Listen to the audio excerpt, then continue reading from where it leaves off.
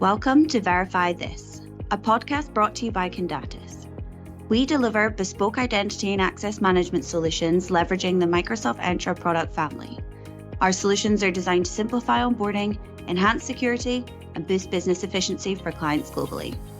Throughout the series, we'll connect with leading experts across the industry to bring you insight on all things digital identity.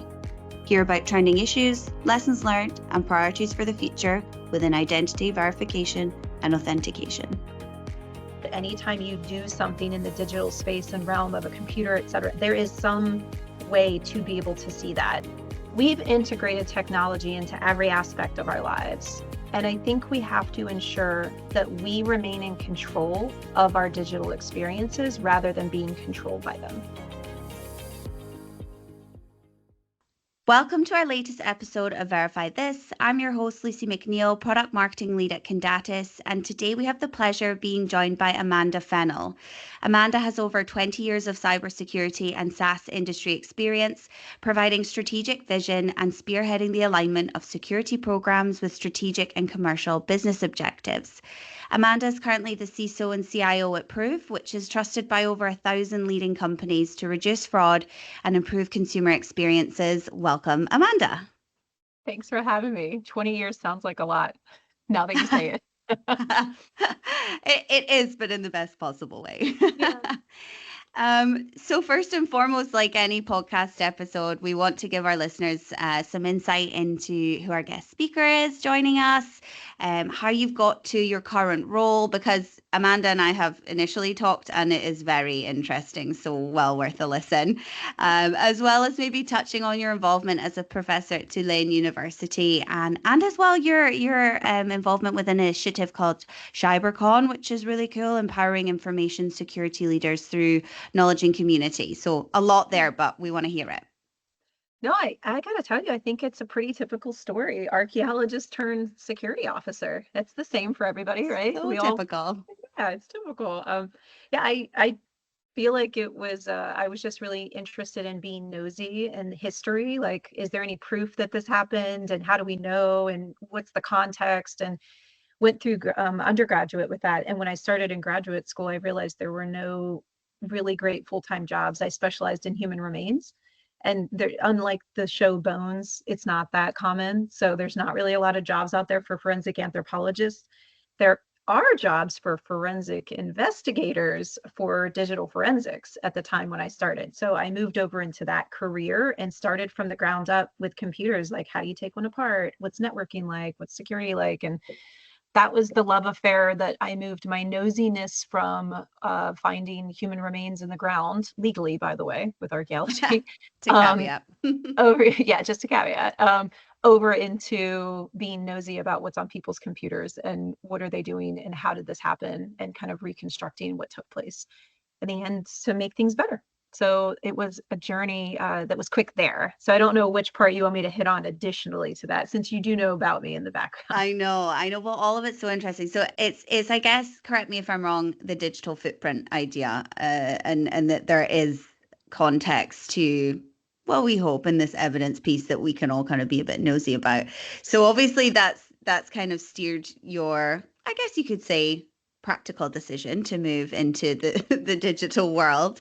And what was it that got you to being, the CISO at Prove? What part of your experience has led you to be, like I called out, looking at strategic vision and alignment of security programs and business objectives?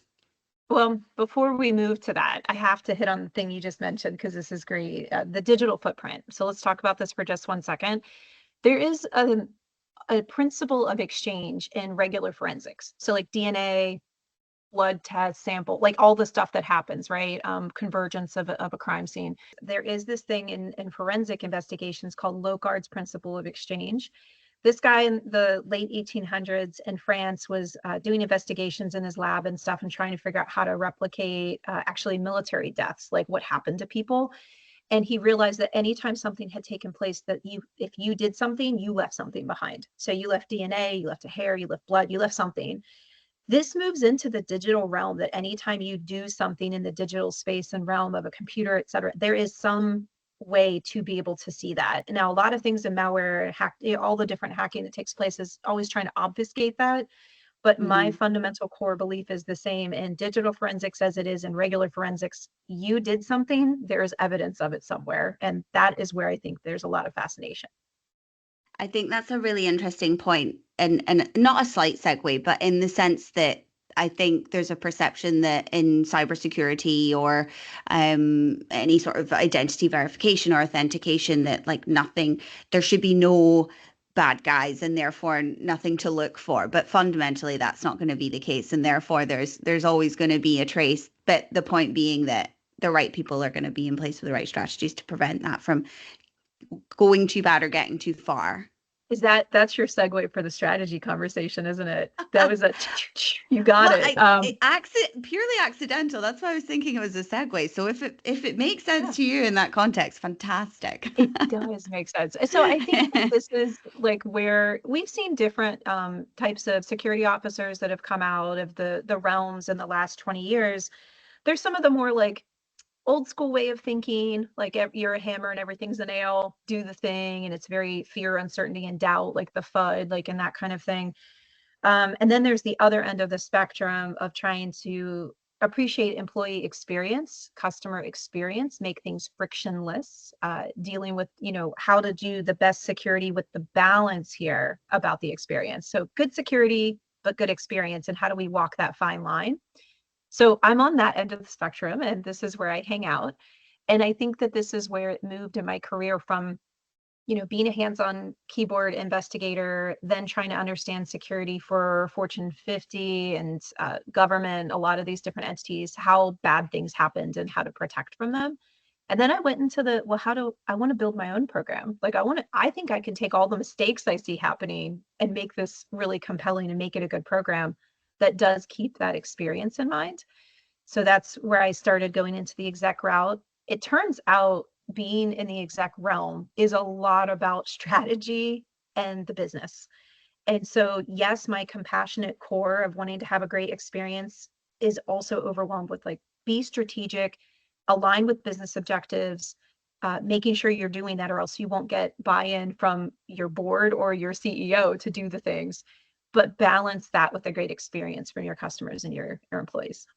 Yeah, and I think that leads on nicely to what I'd love to touch on next, in the sense of guests I've had on the podcast have been worked in organizations that have some sort of identity solution or something affiliated with cybersecurity or identity, which is cool. But what we tend to do is discuss the product that they sell. Now, obviously, I briefly touched on Prove, and that in itself, again, is all about reducing fraud, consumer experiences, protecting, improving identities. But yeah, your role is also fundamentally to do that internally for the business itself. And you touched on it just there as well. And it's something that came up in the episode I recorded with Alistair, Chief Product Officer, about the future of identity and how sometimes the right internal strategy in cybersecurity and identity verification is very much seen sort of on one side and yeah, this is good, we need to have this, taken into consideration. But they kind of underestimate how having that done well and right influences so much of revenue and efficiency and optimization. And so, balancing the need for that, how does that unfold in your role? Well, you have the customers and the internal, you mentioned it. Yeah. Well, and then let's be spicy for a minute and say we have to balance one more thing on there, which when you're in the role of, so I don't have to even talk about Prove because you did a great job. That was great. Oh, great. So that's great. Modern way of proving identity, just like that. I love it. But I will say the third thing you got to balance that makes things difficult is that, by the way, if you're in an exec role or security officer, et cetera, at a product tech company, can you also think innovatively and creatively for 5 years from now and solve for that? Because if you're just there to run a program on what was and what is, then you've lost. You have to run a program internally and as a product that's 5 years out, 10 years out, that's far reaching. And so we kind of have this difficult path that we have to balance all of these things. I think that when you bring up identity, you're hitting upon one of the most important areas in cybersecurity that people have to recognize. It is a long tail of adoption, but we do have to move forward where you're moving towards identification and verification and all of these different things, authentication, all of the things we have to do has to be cutting edge. And we don't want to do things the old school way anymore. We don't want to be something you have, something you are, something. We're tired of that. We want to have this amazing Blade Runner experience that you sit down and everything just knows it's you. And that's what we're solving for in the tech industry and cyber. And it's a rough one. Yeah, and it's funny to say. I agree. Like now, especially in my role, it's identity is so integral in that. And when I talk to my peers and my family, and I'm like, yeah, I'm in identity and access management, I kind of get blank stares, and it's like, okay. And I'm like, when I go on to explain it, I'm like, if you think about it, there you are using some sort of strategy and or solution or technology that is giving you improving your identity to give you access into whether it's your biometrics for your phone, your MFA for your bank account, Yeah. even your loyalty card to get discounts in the grocery store.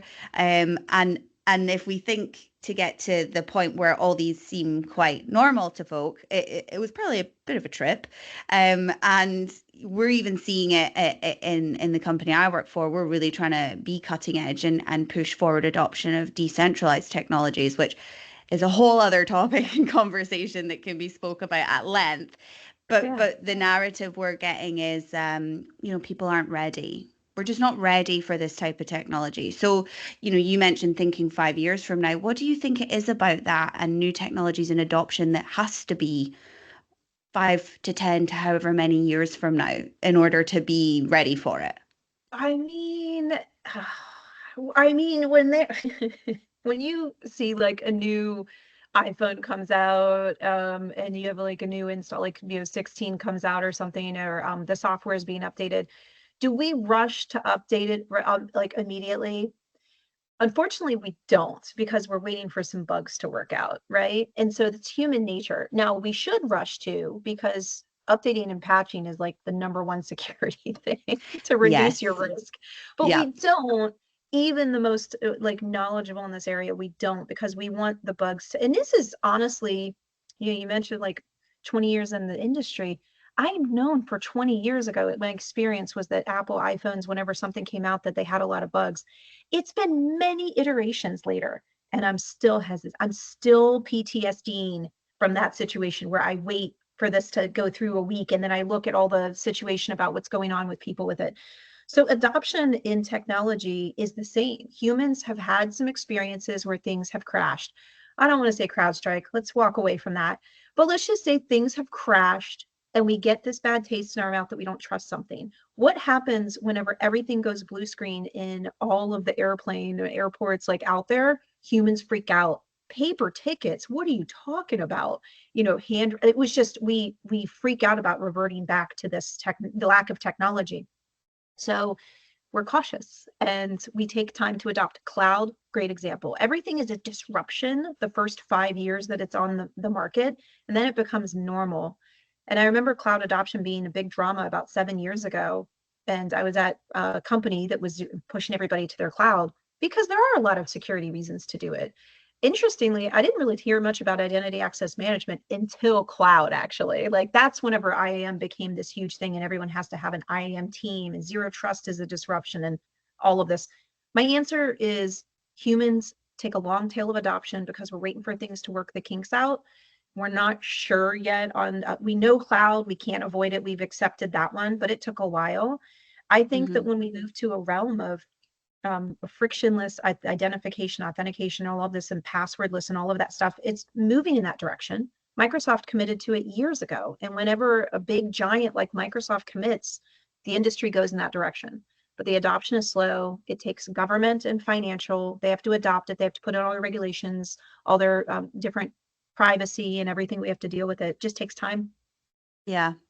Yeah, I mean, and that there's a talk track we're certainly speaking to in terms of EIDAS in the EU and this move to like digital wallets being accepted between countries, and this idea that okay, they are doing a lot of pilots, they are doing a lot of testing, they're doing iterations, and that's, I don't even think, taking into consideration the consumer adoption and how prepared consumers might be. But it's slowly but surely getting there.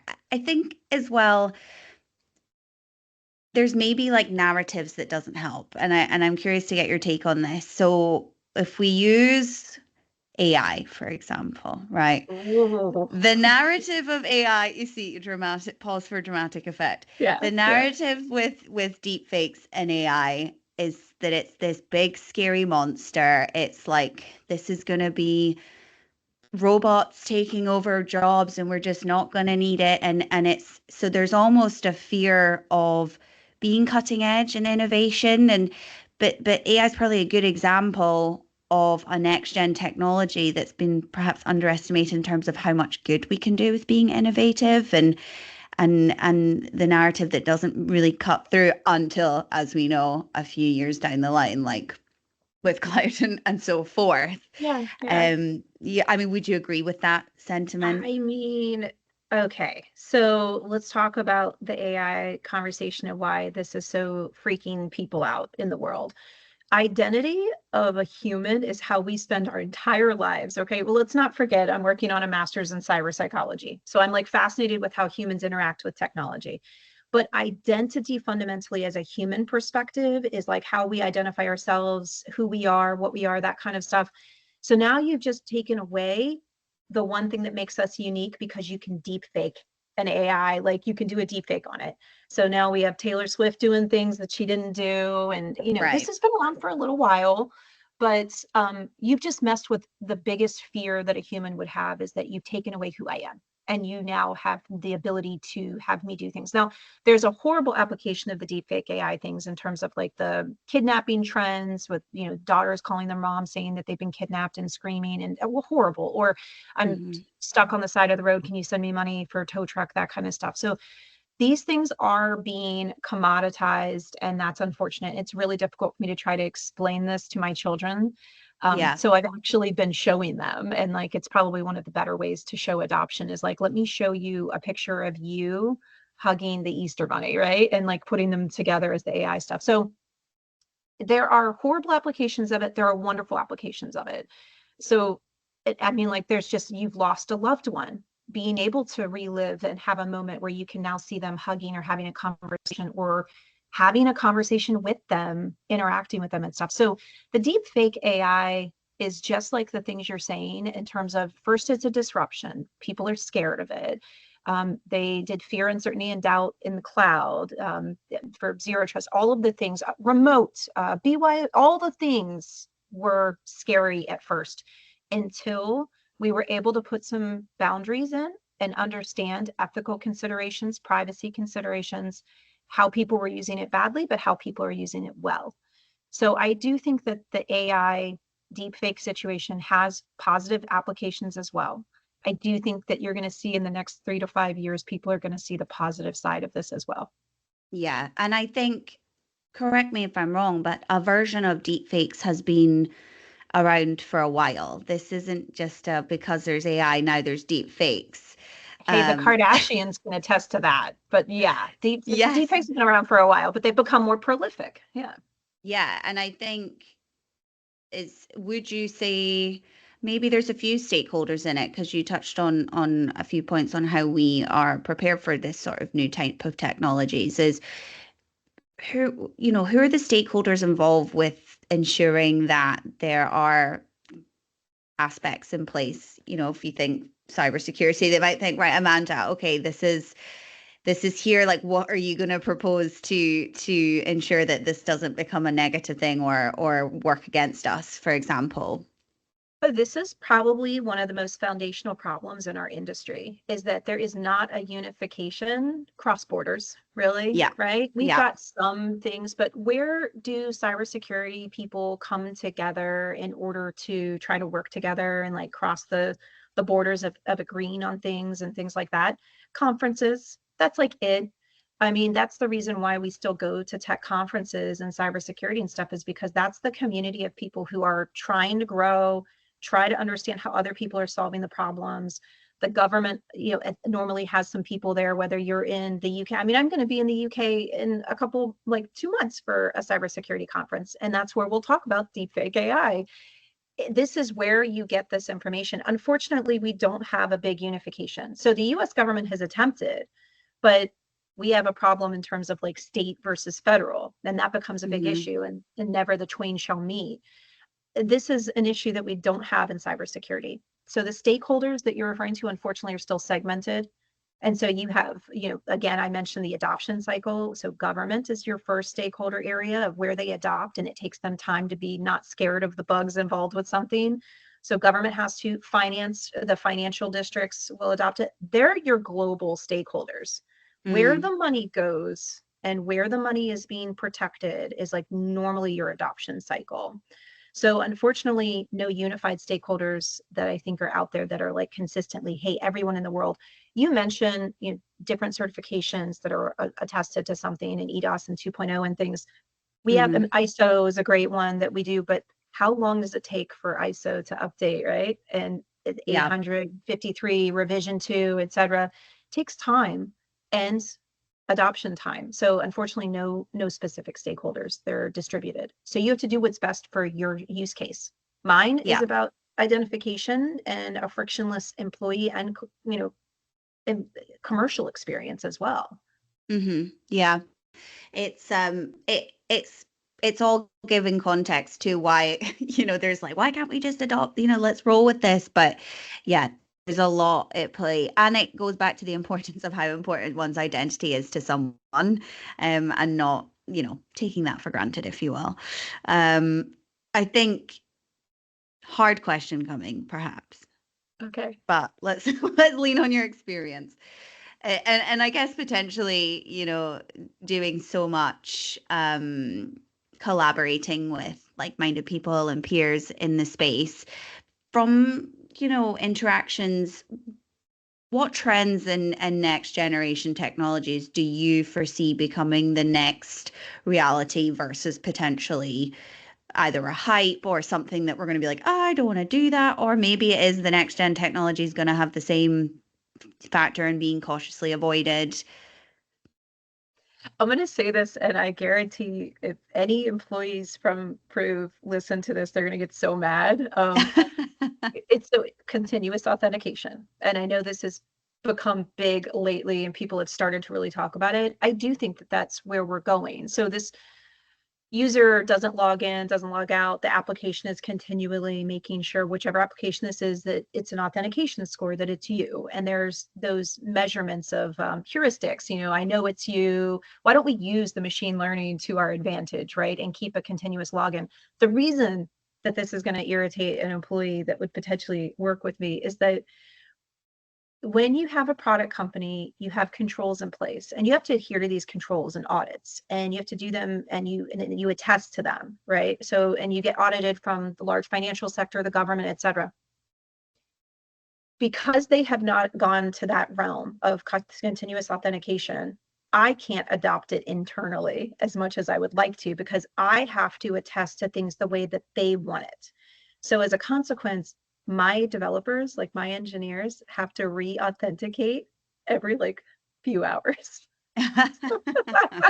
So you mentioned the beginning, and you were like, this is, let's talk about how you do this internally as a company as well as a product, right? Our product is great at this, but internally, when people say like drink your own champagne, difficult to do because we have to align to our stakeholders who are in financial government, so on. So it's just really interesting. But to answer you, it is a continuous authentication realm. That's where we're going. I feel like that's the future.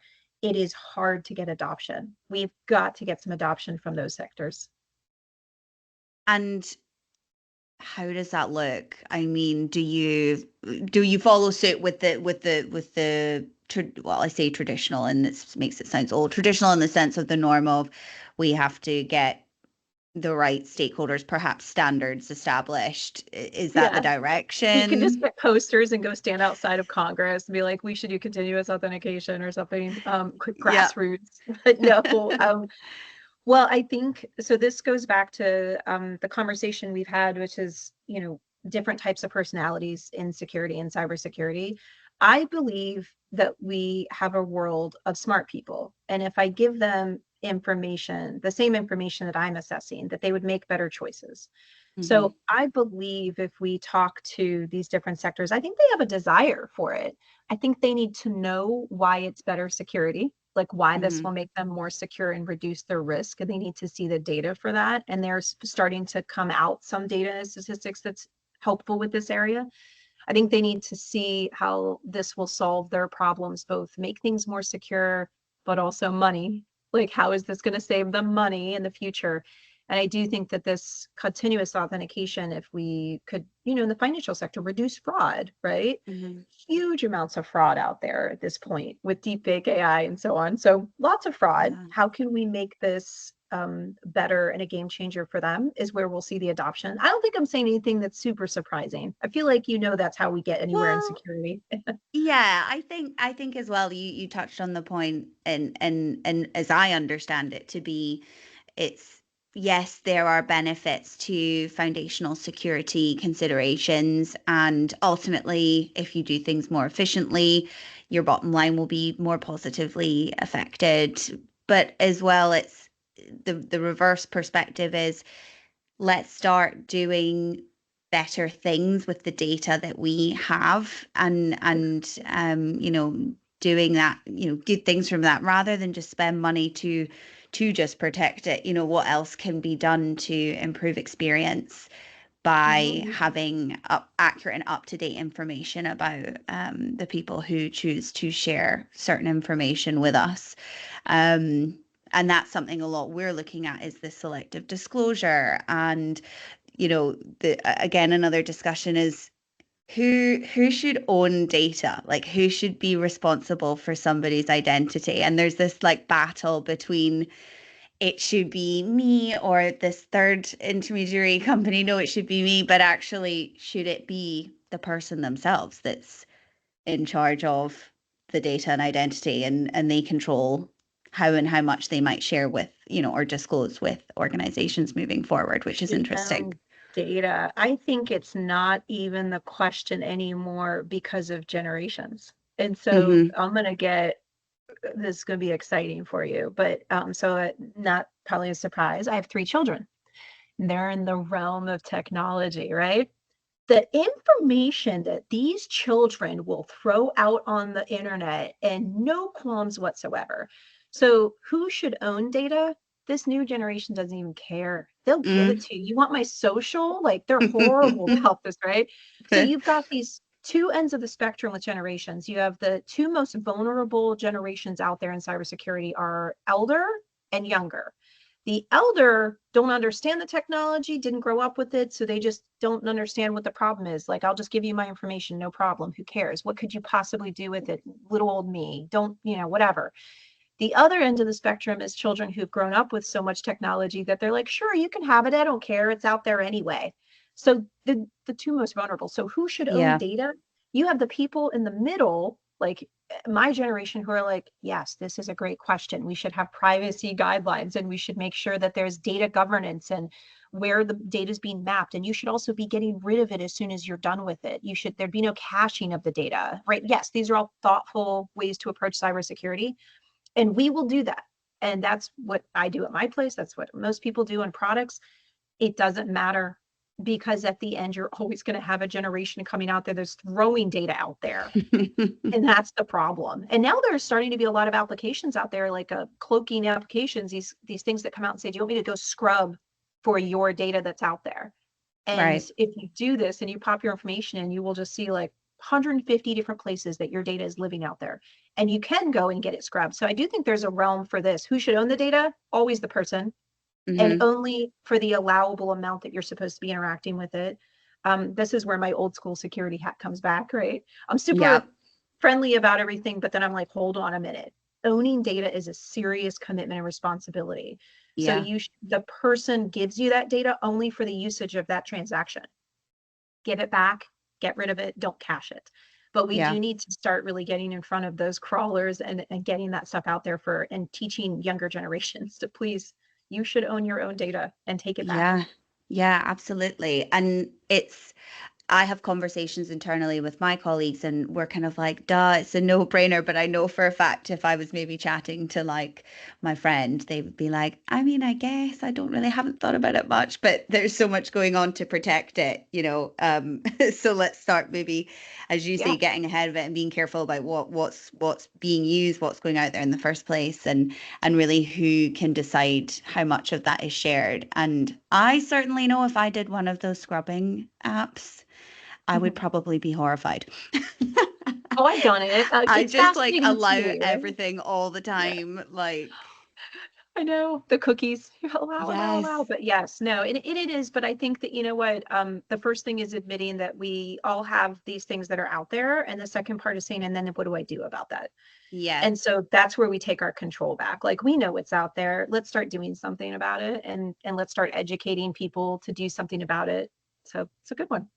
There's a lot to think about. I mean, I think that lends nicely to my final question for you, Amanda, which is always a thoughtful parting one. And you know, speaking of generations and you know your involvement with this being professor as well, you know, what important message would you impart on the next generations of CISOs or anyone incoming into the cybersecurity field?